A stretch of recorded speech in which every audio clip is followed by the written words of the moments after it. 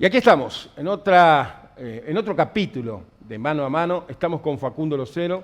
Él es abogado, pero es analista político desde Resistencia, viajó por el mundo, acaba de llegar de Estados Unidos en las elecciones donde Trump ganó por paliza, para nosotros o para algunos analistas. Pero bueno, vamos a hablar con él. Pero también vamos a hablar de la Argentina, vamos a hablar del Chaco. ¿Qué tal, Facundo? ¿Cómo te va? Un gusto que esté con nosotros. El gusto es mío, me encanta estar acá con vos y conocer tu estudio, muy Bueno, lindo. muchas gracias, Facundo. Bueno, regresaste hace unos días, ¿no? Así es, Bien. el domingo volvimos. Sí, sí, fue una gran experiencia, es un gran momento para estar allá, fue un gran momento para estar allá, sobre todo porque, por el contraste. Yo tuve la posibilidad de estar la primera vez que ganó Trump Claro. y fue muy distinto a lo que se sintió esta segunda vez. Ujú. Porque el efecto sorpresa de la primera ya no estuvo. Claro. La gente ya sabía qué esperar de él. Y sobre todo, ya se sentía en el aire, sobre todo el día anterior, que estaba muy sólido, que tenía muchas posibilidades de ganar. Ya los analistas lo estaban planteando en los medios. Lo hablamos fuera del aire, hubo un estudio muy interesante de Pew Research Center donde mostraban que las encuestas, cada vez que Trump está en la boleta, lo subestimaban por lo menos 5 o 6 puntos. Y en las elecciones anteriores, la elección anterior que ganó, todo el mundo pensaba que Hillary iba a ganar por lo menos 10 puntos, ¿viste? Y terminó ganando Trump. Ajustado, claro. Y ahora estaban empatados. Entonces Claro. decían, si el fenómeno se vuelve a repetir, va a ganar sólido, va a ganar Claro. sólidamente. Y fue lo que pasó, ¿no? Claro. Al principio se dudaba de si los resultados iban a estar ya para esa noche o si iban a estar discutiendo hasta el fin de semana. Y para las 12 de la noche ya era súper definido, nítido que Trump iba a ser presidente. Claro, claro, ya estaba consolidado su triunfo. ¿Qué diferencias encontraste entre esas elecciones de Estados Unidos y las elecciones? Uy, hay muchísimas. Ujú. Pero hay algunas que son muy impactantes, como por ejemplo el tema de que ellos no tienen veda electoral. Claro. Entonces, la publicidad está hasta el día de las elecciones mismas, inclusive cuando uno va a votar, ve las carpitas de los partidos afuera de la escuela, con gente que te reparte folletos y te convía o café o galletitas o cosas así para Que lo hacen acá, pero no está legitimado. Bueno, sí, ¿Me entendés? acá te lo hacen escondido, con una remera de otro Claro, color. salvo la publicidad, ¿no? Pero es cierto. Y además el voto no es obligatorio en la mayoría de los estados, ¿no? El voto no es obligatorio en ninguno de los estados y ahí es otra de las cosas que es muy importante, o sea, que es de las diferencias más llamativas, que es que la ley electoral es ley estadual, no es ley federal. Entonces cada estado vota de manera diferente. Como ellos tienen colegio electoral, es potestad del estado decidir cómo se organiza internamente para cómo elige sus delegados que van al colegio, ¿no?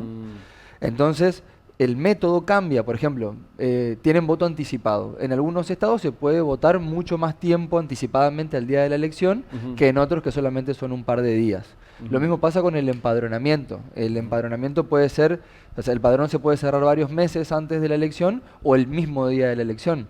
Nosotros estuvimos en Fairfax County, que queda cerca de Washington, viendo una de las escuelas donde la gente se podía empadronar ese mismo día y allí ya votar.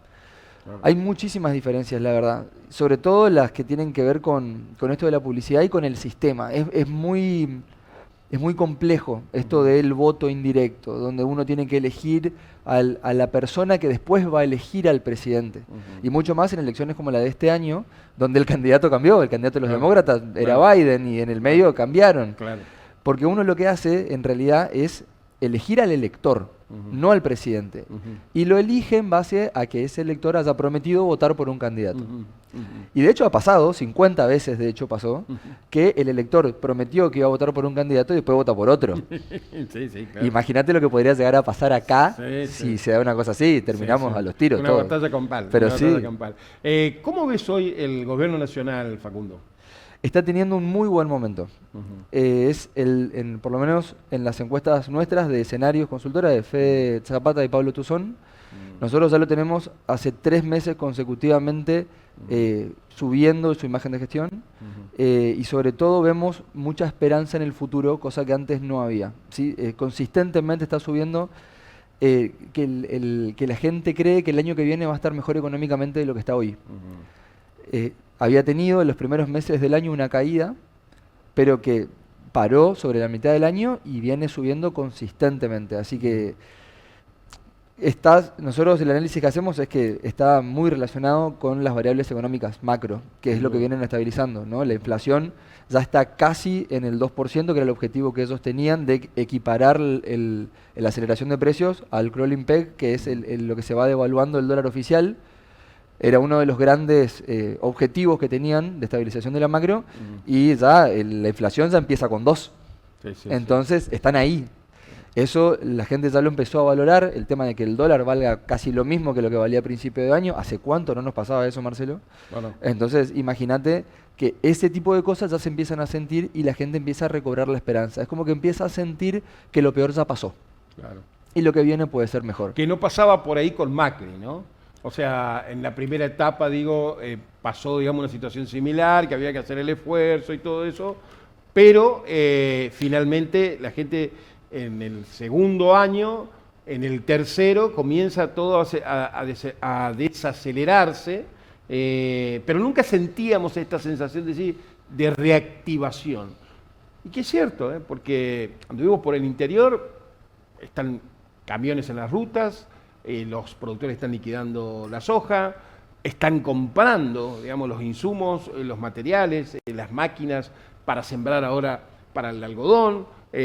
Vamos a tener una buena campaña girasolera y hay, digamos, una decisión del gobierno de apoyar al campo concreta, ¿no? Sí, totalmente. Que es nuestro principal ingreso, ¿no? Es nuestro principal ingreso. Es nuestra principal fuente de divisas. Claro. Que eso para ellos, en su política, es muy importante. Vos pensás que uno de los grandes objetivos de ellos es sacarle el cepo, ¿no? Para sacar el cepo necesariamente tienen que tener abultadas reservas. Y las reservas en Argentina vienen del campo. Sí. Solamente si tenemos una buena campaña del campo es que ellos pueden empezar a pensar seriamente en sacar el cepo. Así que todas las esperanzas están puestas y de alguna manera los incentivos que está queriendo poner el gobierno van en ese orden, ¿no? Que el campo realmente liquide, que se anime a invertir, que no especule, porque es una de las variables que los pueden ayudar a cumplir uno de sus mayores objetivos de gobierno.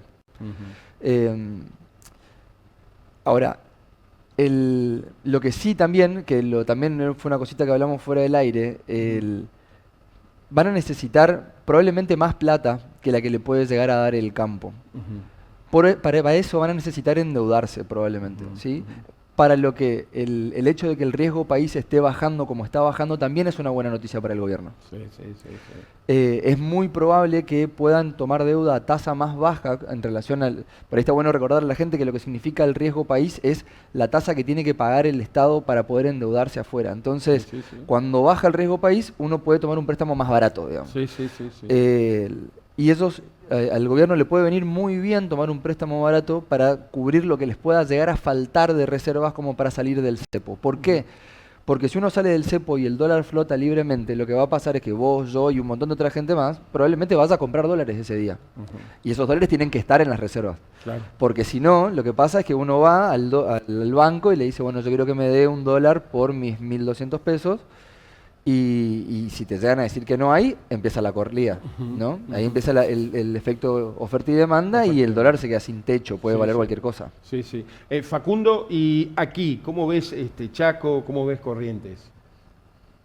Arranquemos con Chaco. Sí, creo que el gobierno de Esdero, que está bueno recordarlo, creo que tenía un desafío dificilísimo desde que asumieron, no solamente por el hecho de retomar un gobierno, un color político distinto, ¿no? del que tenía en los últimos años la provincia, con toda una administración ya organizada, vos pensás en la Casa de Gobierno, organizado en base al partido de gobierno anterior, desembarcar, armar equipo de gobierno, volver a poner en funcionamiento de acuerdo a sus estándares el Estado, me parece que era un desafío muy importante, y sobre todo teniendo en cuenta las restricciones económicas, ¿no?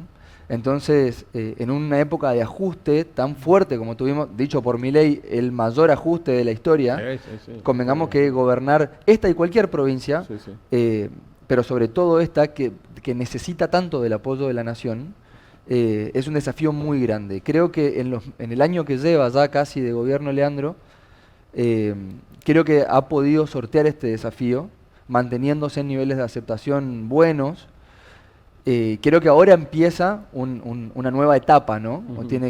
Sin duda se le van a renovar estos desafíos, sobre todo teniendo en cuenta que el peronismo ya apareció. El peronismo ya se despertó y ahora la oposición que van a tener, teniendo en cuenta las elecciones del año que viene, va a ser más importante. No hay que olvidarse que el gobierno va a necesitar hacer una buena elección legislativa para poder llevar adelante varias reformas que están necesitando. A ver, se vio en estos últimos días donde donde no se pudo aprobar varias de las iniciativas importantes para el gobierno, sin ir más lejos, el tema del endeudamiento para la emergencia energética. Sí, sí, sí. Entonces hay cosas que son importantes para el gobierno que sin una mayoría en la legislatura va a ser difícil que la puedan llevar adelante, ¿no? Necesitan hacer una buena elección, pero ya con una oposición. Convengamos que el peronismo chaqueño, al haber perdido Resistencia, haber perdido el gobierno, haber tenido un cimbronazo tan fuerte, hubo unos cuantos meses que se quedó medio acéfalo, sin liderazgos, sin un rumbo claro de cómo plantársele a una nueva época, no solamente al gobierno provincial, sino a lo que estaba pidiendo la gente con respecto a Milei. No es algo que le pasó solamente al peronismo de acá, no nos olvidemos que muchos regímenes peronistas se cayeron el año pasado, no fue solamente el de Chaco. San Luis, o sea, había espacios muy sólidos que se derrumbaron. En algunos lugares con una amplia diferencia. Totalmente. Acá no tanto, ¿no? Porque sí, así es. Acá, digamos, si bien es cierto que hubo una diferencia importante y que pudo Leandro ganar en primera vuelta, pero cuando se votó, acá terminó ganando Massa, digamos, en el Chaco. ¿Entendés? Así es. ¿Y qué va a pasar en Corrientes? ¿Colombi o Valdés? Hoy, los dos.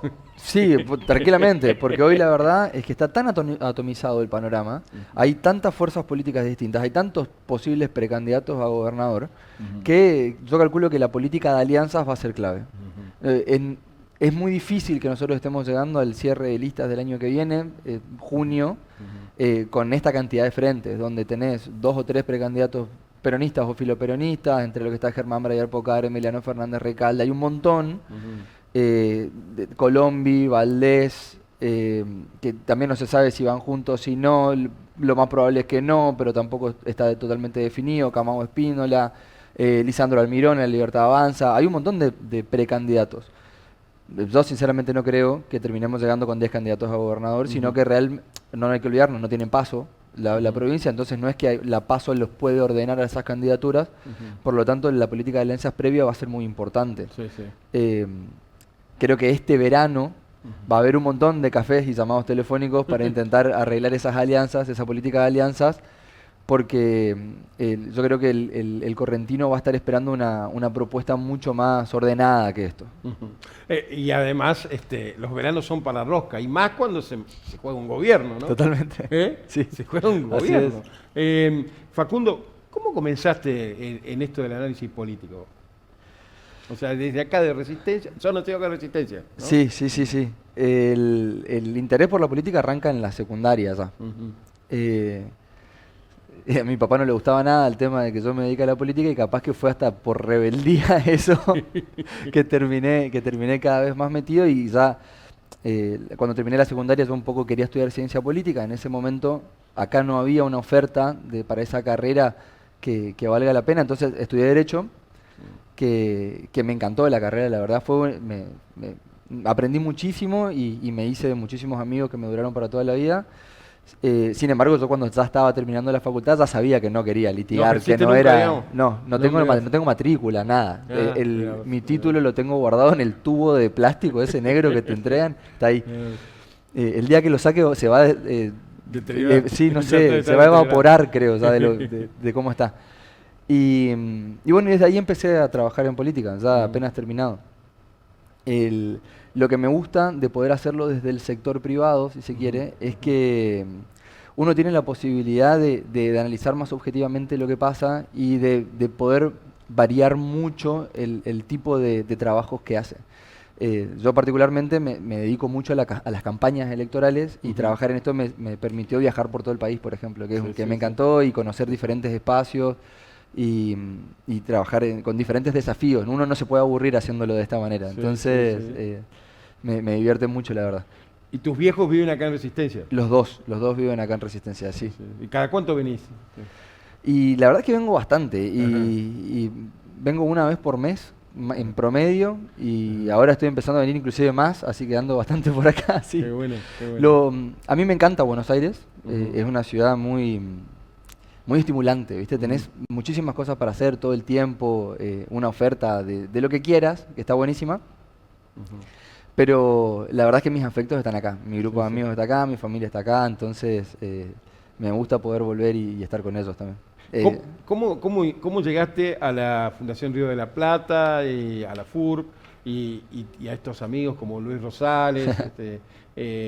Bueno, seguramente en el camino de la política, pero ¿cómo llegaste a coordinar estos viajes donde fuiste con gente de todo el país? La Fundación Universitaria del Río de la Plata, que es una organización pluralista, partidaria, que se dedica a generar espacios de diálogo para líderes políticos.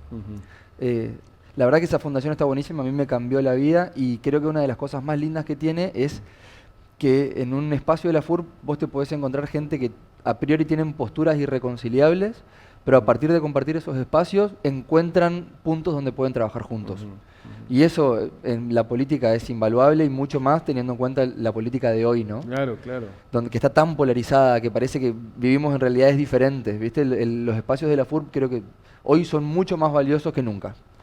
Yo me acerqué a esto gracias a Luis Rosales, que en su momento estuvo trabajando acá como estratega de una campaña y me presentó la FURB. Cuando yo era chico, el primer programa que hice de la FURB lo hice a los 22, creo, una cosa así, que es un programa, una beca donde viene gente de todo el país a Buenos Aires y tiene una serie de reuniones y capacitaciones con políticos y empresarios y líderes sociales del más alto nivel. Estamos hablando de jueces de la corte, no sé, me acuerdo que en mi año estuvimos también con el director de YPF, o sea, va a ese nivel, ¿viste? Muy interesante. Muchas relaciones. Sobre todo porque las charlas son en off. Entonces es una charla muy amena donde se le puede hacer preguntas, te dicen cosas que en otro lado no dicen y uno aprende muchísimo. Y de ese programa fui seleccionado para hacer un programa en Estados Unidos en el 2016, que también es fantástico, es muy parecido, te llevan a conocer la realidad política norteamericana, o la realidad del poder norteamericano, mejor dicho, no solamente la política, porque también uno pasa por las empresas y por otras organizaciones del tercer sector, donde se enriquece muchísimo. Y después de esos programas me crucé del lado del mostrador y empecé a ser voluntario para la fundación. Porque, no sé, yo sentía... De alguna manera como para devolverle también, ¿no? Exactamente. Yo sentía que quería que más gente pueda pasar por esto que pasé. Yo sobre todo acá en el Chaco.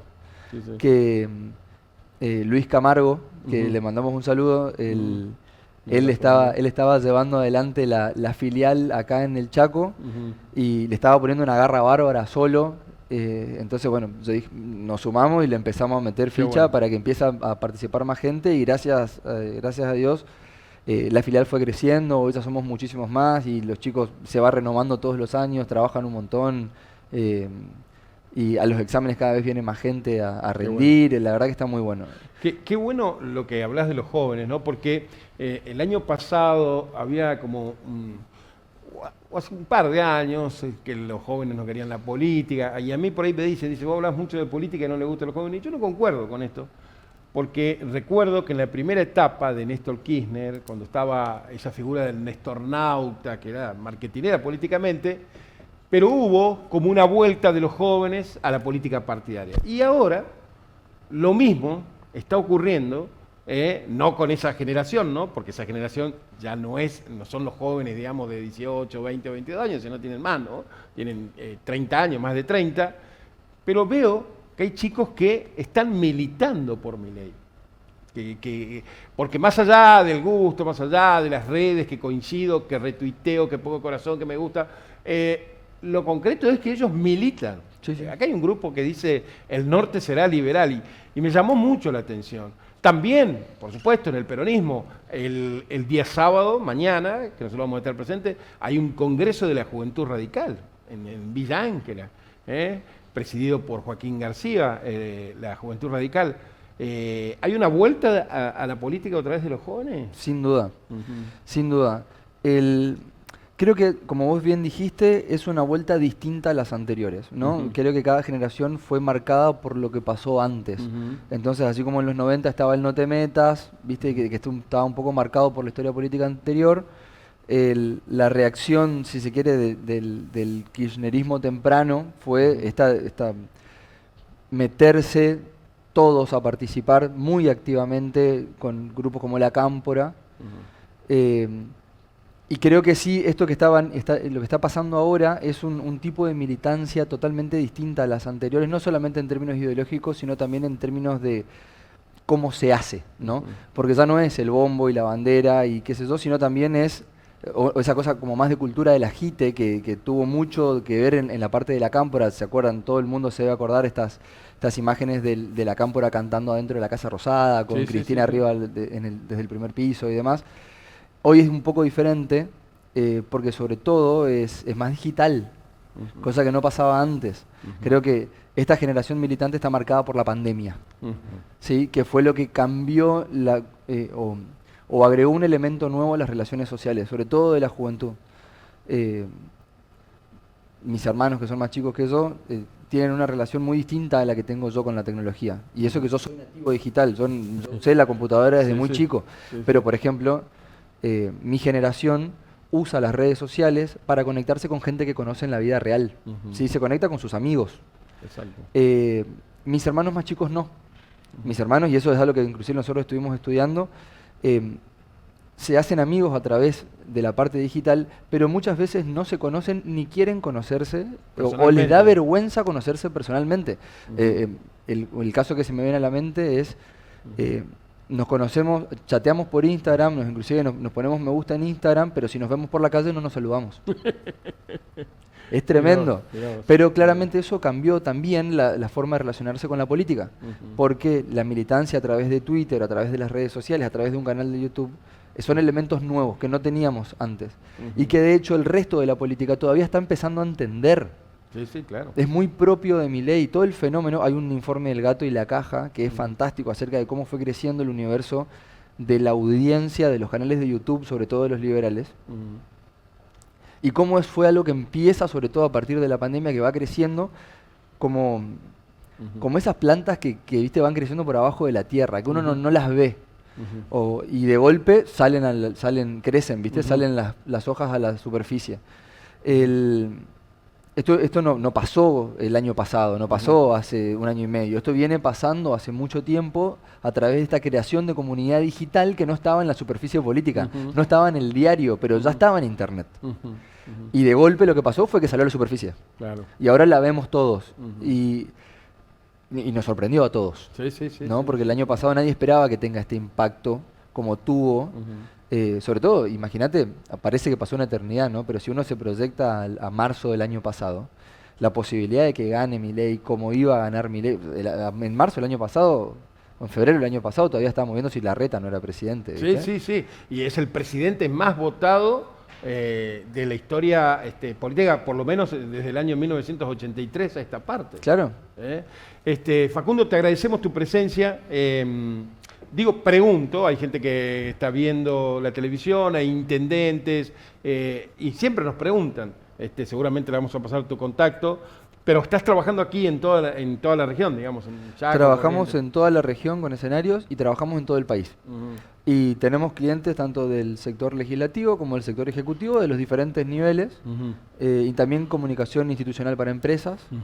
Así que sí, nosotros, de hecho, nos gusta mucho trabajar en el interior, somos una consultora muy federal, donde, uno de los dueños es de Córdoba, yo de Chaco, demás, entonces creo que tenemos esa visión federal que tan necesaria es para poder trabajar en el interior, ¿viste? No es lo mismo hacerlo por teléfono desde Buenos Aires a control remoto que conocer el territorio por ser del interior. Son cosas que como es difícil aprender si no es de uno de ahí. No, es muy cierto y es muy difícil que Buenos Aires venga acá. O que nos interprete de alguna manera algún medio, como lo interpretamos nosotros que estamos aquí, digamos, todos los días a la vuelta de su casa, como digo. Te agradecemos mucho, Facundo, y las puertas de este canal que se llama Eje Federal, por supuesto que están abiertas a esta empresa federal. Encantado, muchas gracias. Y por supuesto que vamos a seguir trabajando y ojalá se dé también la posibilidad de viajar juntos en alguna oportunidad por el país o por otro lugar, ¿no? Lo haremos. Bueno, gracias Facundo. Gracias a ustedes. Nos volvemos a encontrar la semana que viene nosotros y ahora, por supuesto, nos vamos con Rubén y Liliana.